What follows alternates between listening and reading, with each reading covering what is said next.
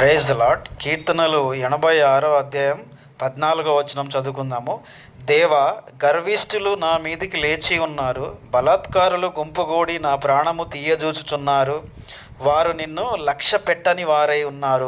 గర్విష్ఠులు ఎవరు అంటే, గర్విష్ఠులు బలాత్కారులు వీళ్ళందరూ ఎవరు అంటే, దేవుని ఏమాత్రం కూడా లక్ష్య పెట్టని వారు. దేవుని వాక్యాన్ని, దేవుని ఆజ్ఞని, దేవుని మార్గాన్ని, అసలు దేవుని ఎంత మాత్రం కూడా లెక్క చేయకుండా వాళ్ళ ఇష్టానుసారంగా జీవించే వాళ్ళందరూ వీళ్ళు గర్విష్ఠులు అన్నమాట, బలాత్కారులు.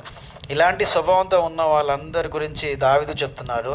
దావీదును చంపేయాలని దేవుని ఏమాత్రం కూడా లెక్క చేయకుండా సౌలు దావీదును చంపడానికి తాను ఏ పర్వతం మీద అయితే ఉన్నాడో ఆ పర్వతానికి చుట్టూ జనాల్ని చాలామందిని గుంపు గుడిలా చేసి ఆయన చంపడానికి ప్రయత్నం చేసినప్పుడు, ఇలాంటి దుర్మార్గం చేసినప్పుడు దేవుడు సౌలు బారి నుండి దావీదును రక్షించాడు. అలానే మిమ్మల్ని కూడా మీ శత్రువుల బారి నుండి ప్రభువైన దేవుడు ఖచ్చితంగా కాపాడు.